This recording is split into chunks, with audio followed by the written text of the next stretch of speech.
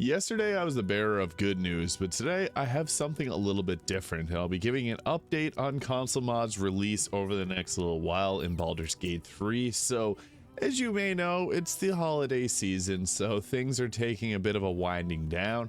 Now, it has been confirmed that there may not be any new console mod releases until the new year, as there is the holiday vacations going on right now. I was looking into this because I was asked a few questions about no console mod releases this week, and I personally said last week that I didn't think we'd be getting any this week or even the next week, and it seems like my suspicions were true. So the way I was able to find this out is there's a few different mod creators that actually listed on their mod that Dustbag here, the person who created the unlock level curve mod, they've released an update yesterday, so if you currently couldn't get your druid wild shapes, that's now fixed. However, they also said, Larian just notified they'll be pausing mod curation for console until the new year. This is on December 16th. They did push through the update for this mod, so huge shouts out to Larian to getting this out there, because I know a lot of people are really looking forward to this, but it appears, unfortunately, console users will have to wait a bit longer until the new update. But it says here, obviously, that got updated. Merry Christmas, Happy Holidays, everyone. But yeah, it seems that they'll be pausing mod creation until the new year, which isn't too far away. It's 11 days away. I know that that's a lot for some people and definitely not fun, but we did get a lot of great console mods recently, and I'll also be showing off some other things that will be coming. There's actually some good in this video, so don't just think it's all negative.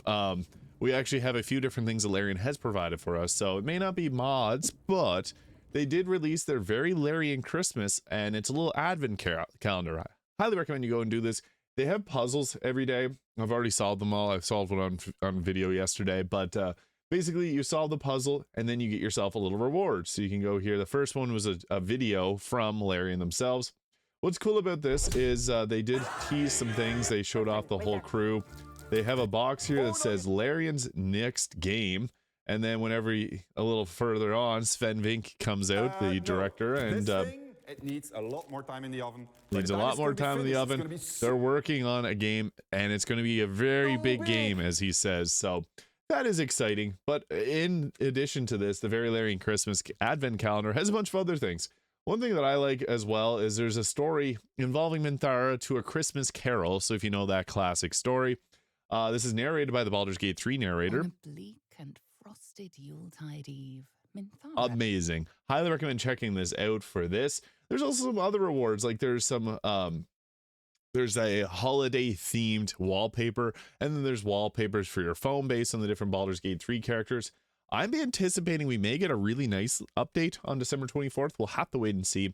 I'm feeling like we're going to get some good news either on mods or some good news on potentially Larian's next game. Maybe they'll announce what they're working on or something, you know. It seems like in that first video, which I encourage you to go check out, that they'll be having something cool coming here soon. In addition, I also touched on this yesterday, but I want to touch on this again because this has got me going crazy. Community Update 30, which came out about a month ago, November, they released news that with continued support of mod authors in the community testing out new features, we have big updates still to come, including adding more functionality to tell your own stories. As far as mods go, that to me sounds pretty great. I don't know what that's going to entail, but being able to tell your own stories, that makes me think maybe some quests or maybe new areas, new campaigns. I don't know. We'll have to wait and see, but there is some good things coming here. So I just want to, I guess, put some focus on that. But I also want to show off some different mods that I think some people would really like the Blood Archer. I've been asked so many times about the Blood Hunter. While this isn't the same thing as the Blood Hunter, it is still a very cool class. So this is a fighter subclass. And with this, we got ourselves, you can see I have a bunch of different fighter subclass mods, which I'll touch on briefly. But the Blood Archer, this one is cool and gives you a bunch of different arrows that you can use for attacks with custom icons here. The Withering Arrow does weapon damage plus additional damage, and they all have their own effects. So this mod, I know a lot of people wanted the Blood Hunter. This isn't quite the Blood Hunter, but the Blood Archer, still very cool, made by Nevity here. This mod was recent on PC, came live November 18th. So it might not be it may be a little bit of time before it makes its way to console. Obviously not anytime this year, as it seems that they won't be doing any console mod drops until then. But we also got ourselves the Spell Sword class, which is a really cool one. So there's this Spell Sword class that is actually from Nexus Mods ported over It used to be called the Vanguard, somewhat similar to the Arcane Vanguard, but a little bit different. So I highly recommend the Arcane Vanguard. That's currently on console if you haven't played it yet, but this is another one that's coming out hopefully soon. Just released on PC the other day, yesterday actually, and an update 11 minutes ago there. We also got ourselves a Naruto Shinobi class, which I think is a lot of fun. This class combines a few different things from Naruto. I did touch on this previously in another video, so I won't go too in depth. I will be doing a build on this very soon. But also, we got ourselves the class Archivist. This one's really cool, the Archivist.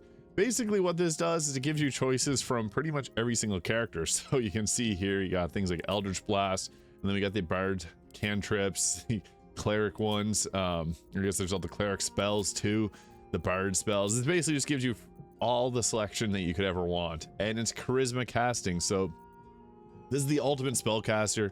The image that they used here, this is what it feels like whenever you play as them. I'm a big fan of classes that really do add some different ideas to the game. Like, I mean, having all spells is something, but this could work really well with like a paladin if you wanted to add in and get some different, I mean, you get the smites from the paladin, but you'd be able to get a bunch of different spells here. I think this is a lot of fun. So if you're looking for a new class with new ideas, this can be a fun one to give a shot to.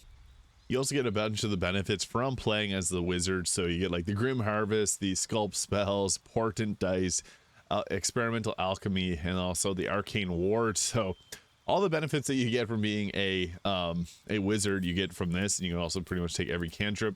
This will fill up your action bar with a ton of spells, so that's just something to keep in mind. But full selection on all these spells is really nice, so you can really get creative with your customizations here.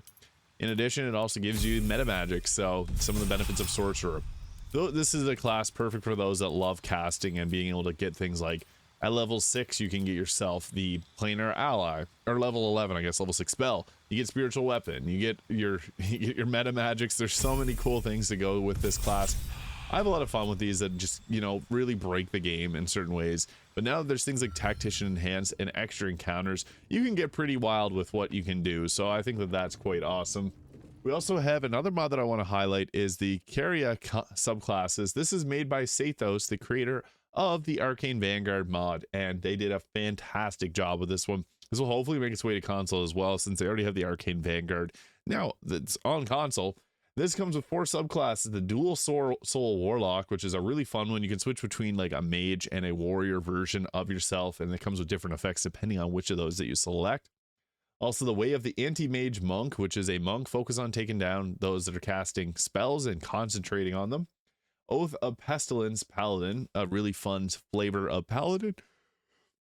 And the Harrier Rogue. So 4 awesome subclasses. Sathos has put a lot of effort into this mod, and they're working on bug fixes right now. There isn't really any bugs, but they're working on perfecting this so that it can get to console.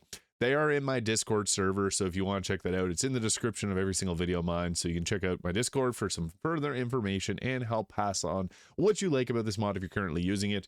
But yeah, enough for that Discord plug. We also got some other cool ones here, just like the Gravity Sorcerer. So this comes with a bunch of unique spells and appearances that are based on doing gravity magic. So this is a cool one, heavily force based, but I love it. Any type of sorcerer is fun in my opinion, so getting another flavor of that is cool.